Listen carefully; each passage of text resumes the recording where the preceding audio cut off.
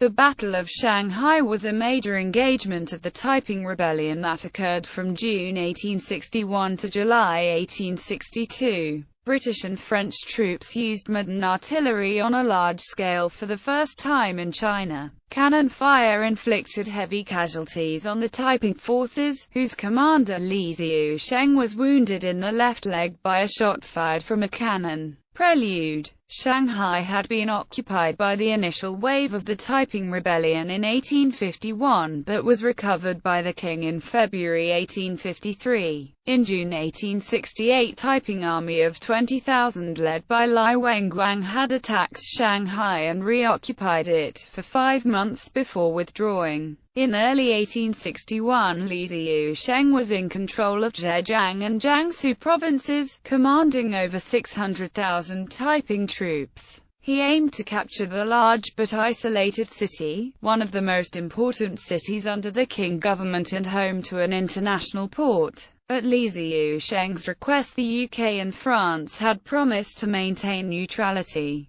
By the 11th of June 1861, the Taiping army was able to muster 5 armies, commanded by Tan Shaoguang, Li Rongfe, Ji Kenyuan, Chen Kunshu, and Chen Bingwen, organized under 2 fronts, and other units. The commander of the Imperial Green Standard Army was Huang Yisheng, under the direction of Shanghai's Tao Tai Wuzu. The Huai Army militia were led by Li Hongzhang. First stage. Taiping's Lt. Gen. Li Rongfe began the battle with an invasion of Pudong by 20,000 men, transported in thousands of boats. Upon his occupation of the whole district, the city requested help from the British and French. In October, the American Frederick Townsend Ward brought 2,000 Filipino and Chinese soldiers, whom he had trained, against the Taiping forces. Following a 15-day Christmas ceasefire called by Li Rongfe, the government of Shanghai asked Beijing for assistance in December. In response, the Huai army with its 20,000 soldiers was sent to reinforce Shanghai immediately. Middle stage. On 10 April 1862, Li Hongzhang was promoted to governor of Jiangsu province, of which Shanghai was a part.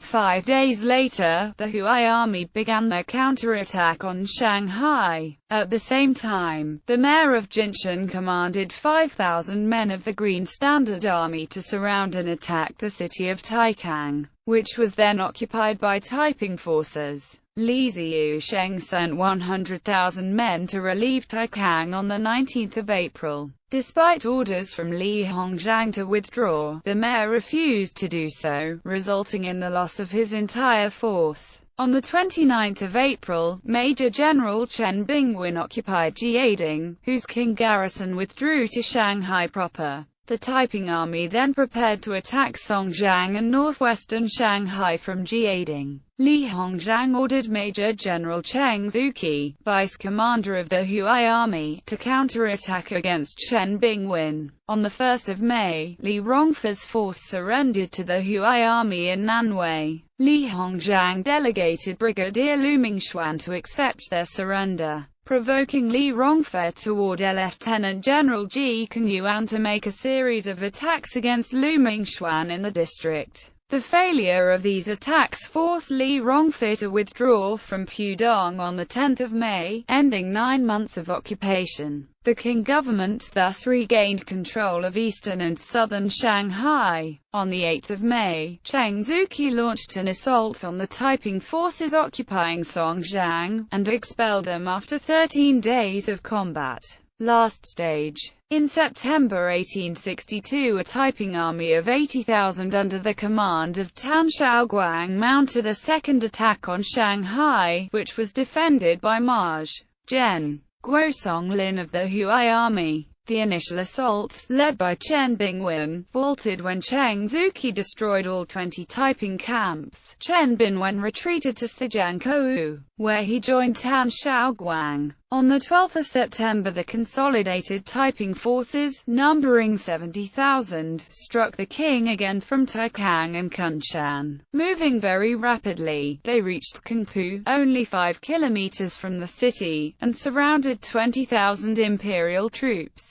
The Qing fleet commander Huang Azan counterattacked from the river, gaining some ground. But even after reinforcement by the ever-victorious army, he was unable to make much progress. The Taiping forces used this time to build many floating bridges. Li Hongzhang arrived to oversee the combat in person, ordering his generals to defeat Tan and relieve the imperial units surrounded by the Taiping on the northern coast before it was too late. On the 21st of September, Cheng Zuki, commanding only 6,000 combined Hui army and Qing naval forces, in 8 successive attacks made between 800 and 1400, was finally able to cut off the Taiping army's retreat. The Hui army broke out of the enclave on the northern coast, killing over 30,000 Taiping troops. Cheng himself received a serious gunshot wound to the chest but was rewarded with a promotion to lieutenant general. Gen. Tan, accompanied by Brig. Jiao Yongquan, retreated to Suzhou to prepare its defenses. The Taiping forces launched 4 more unsuccessful attacks against the defenders, after which Hong Juquan ordered the offensive to be halted and the forces to withdraw, ending the battle. The combined forces of the Qing government, the British and the French were victorious, and Taiping permanently abandoned its designs on Shanghai. Comment. Hong Rengan was very opposed to this battle. Hong thought Shanghai was not a military problem.